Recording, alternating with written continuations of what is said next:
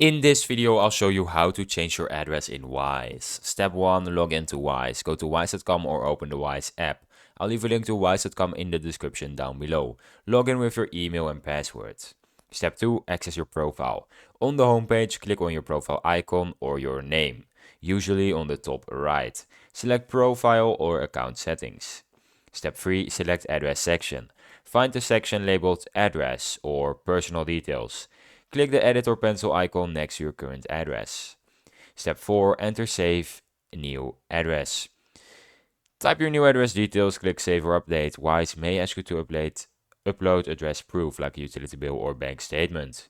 Step 5, complete verification. If prompted, upload the requested proof document and submit. Wait for notification that your address change is accepted. Now I have some tips for changing your address on Wise.